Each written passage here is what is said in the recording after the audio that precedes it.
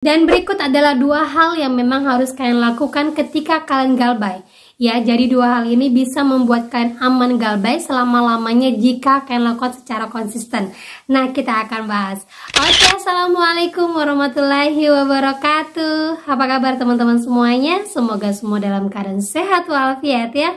Ketemu lagi kita di channel saya, channel Desi Sutriani. Semoga tiap hari kalian terus teredukasi dan dapat lebih kuat dari hari ke hari.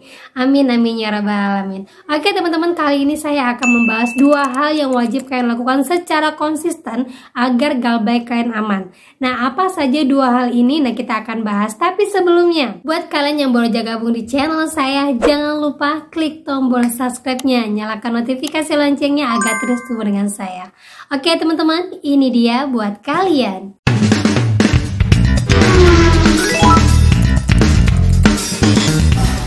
Oke teman-teman, sebelum lanjut ke inti permasalahan, saya akan beritahukan dulu. Jadi di sini ada seorang pria yang nekat merampok rumah akibat terjerat pinjol. Nah, kejadian ini terjadi di Garut pagi-pagi kemarin. Nah, kita akan lihat videonya ya.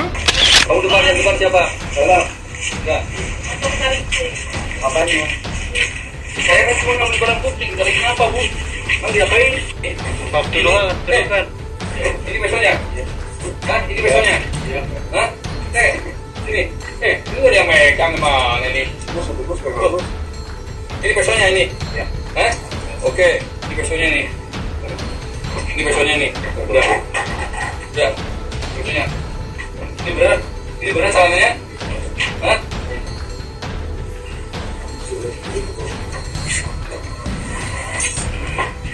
Udah ini, besoknya ini, misalnya bener nih alamannya, yakin? Hah? Nanti saya tanya korban ternyata bukan?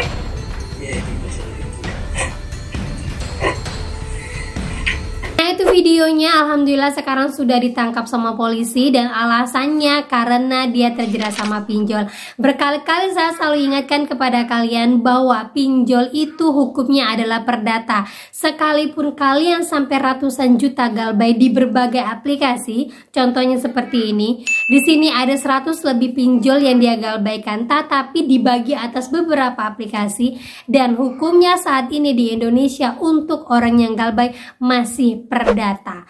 Jadi tidak usah lakukan hal-hal yang membuat hukum menjadi pidana kepada diri kalian.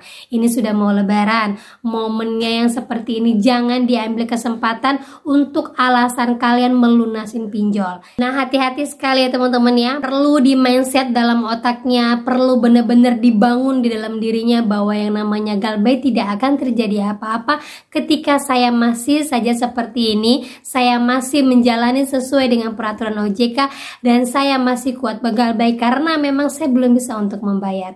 Ya, jangan sampai kejadian seperti ini terulang-ulang lagi, apalagi sampai adanya kasus bunuh diri. Mudah-mudahan di tahun 2024 saya harapkan tidak ada lagi kasus bunuh diri seperti di tahun 2023. Ya, oke lanjut lagi teman-teman ya. Kita akan bahas tentang dua hal yang perlu kalian kuatkan dalam diri kalian ketika kalian galbay, dan saya yakin galbaykan akan lanjut aja aman sampai nantinya kalian bisa bayar atau sampai nantinya entah kapan-kapan kalian akan melunasi. Oke, lanjut saja. Yang pertama, ketika kalian galbay, agar kalian aman, kalian harus pegang yang namanya aturan dari OJK.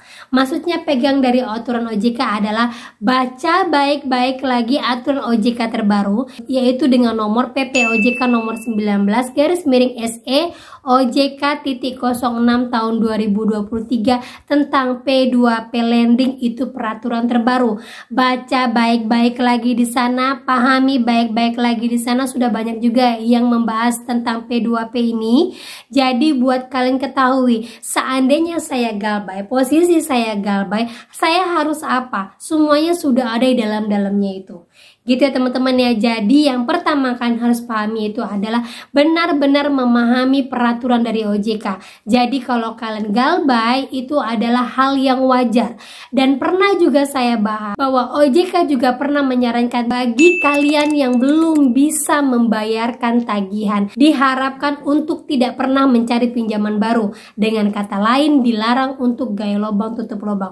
Cukup fokus pada hutang satu aplikasi saja, kalian selesai selesaikan. Kalau perlu kalian galbaikan saja dulu sampai nanti kalian bisa bayar. Dan di sini juga ada undang-undang ITE yang memang harus kalian catat. Kalian taruh di buku kan atau di HP kan atau screenshot saja undang-undang ini yang akan saya kasih tahu buat kalian seandainya nanti kalian dapat ancaman dari para pinjol-pinjol ataupun DC-DC yang berbar. Yang pertama, jika DC menagih dengan cara menyebarkan data pribadi, bisa diancam penjara dengan kurungan 9 tahun penjara dan denda sebesar 3 miliar. Dasar hukumnya adalah 32 ayat 2 Jo pasal 48 ayat 2 UU ITE. Ya, itu yang pertama, jika dia menyebarkan data pribadi. Kemudian, jika menagih dengan cara mengancam, bisa dipenjara dengan kurungan 6 tahun penjara dan denda sebesar 1 miliar dengan dasar hukum pasal 27 ayat 4 Jo pasal 45 ayat 4 UU ITE. Itu dicatat, screenshot saja, biar nantinya ketika DC menagih dengan cara menyebarkan data atau cara dengan kasar atau menyebarkan data pribadi, ancaman segala macam, screenshot kasih ke DC-nya. Sampaikan, kalian sudah menyebutkan nama aplikasinya, berarti kalian sudah siap-siap untuk dijerat dengan pasal ini. Karena apa? Kalau the pinjol menyebutkan nama aplikasinya, berarti kalian screenshot aja ini bisa membuat desanya ketar-ketir. Karena ini dendanya luar biasa dan kalian bisa laporkan kepada OJK ataupun AFPI, nomornya ada di semua deskripsi saya. Ya, kalau dia tidak menyebutkan aplikasinya, abaikan, jangan takut, itu semua hanya bentuk ancaman random ataupun juga template yang memang sudah dipersiapkan untuk semua orang yang galbay. Gitu ya. Nah, itu untuk poin pertama, agar aman kalian ketika galbay. Lanjut lagi untuk poin yang kedua. Nah, ini poin yang kedua, ini kembali lagi ke masing-masing diri kalian, kembali lagi kepercayaan kalian, kembali lagi kepada agama kalian. Nah, kalau kita berbicara agama Islam, kebetulan saya adalah agama Islam, lakukanlah untuk pendekatan diri kepada Allah Subhanahu wa Ta'ala. Lakukan benar-benar bahwa kalian emang mau keluar dari yang namanya pinjol ini. Dan buat yang agama lain, lakukan sesuai dengan agama kalian.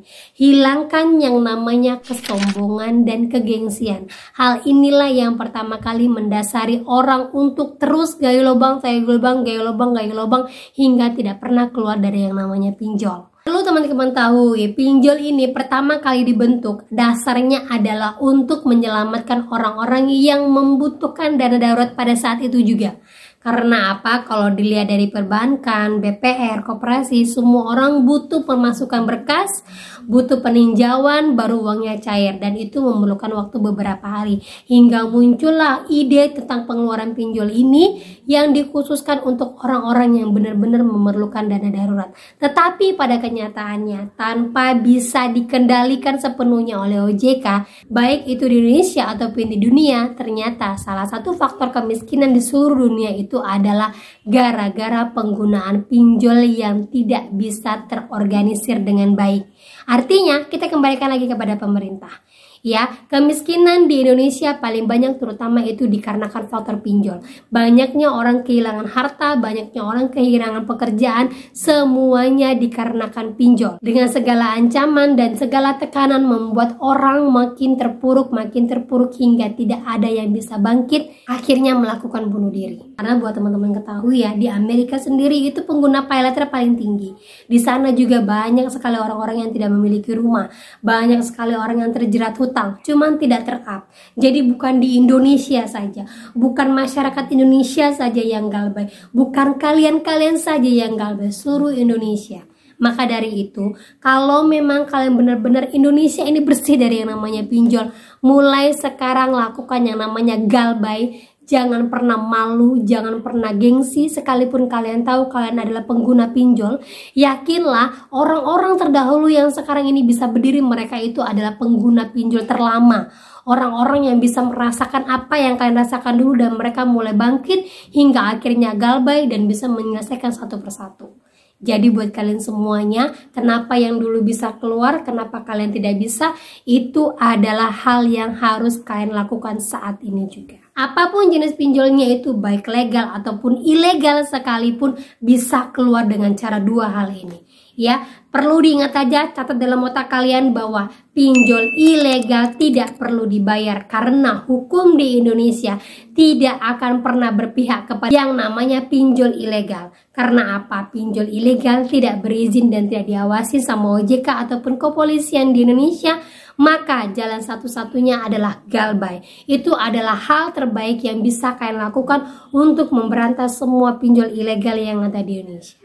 Gitu teman-teman ya. Oke, itu dia yang bisa saya sampaikan buat kalian pada hari ini. Semoga menjadi mood booster kalian di hari-hari menjelang lebaran ini. Pasti banyak sekali orang yang membutuhkan uang. Pasti banyak sekali modus-modus yang akan dilakukan oleh para DC dan para pinjol-pinjol untuk kalian mengeluarkan uang sebanyak-banyaknya. Jadi hati-hati, tetap pilih mana yang perlu dan mana yang tidak perlu. Oke, itu dia yang bisa saya sampaikan pada hari ini. Semoga bermanfaat dan menjadi mood booster buat kalian semuanya. Akhir kata saya ucapkan Assalamualaikum warahmatullahi wabarakatuh.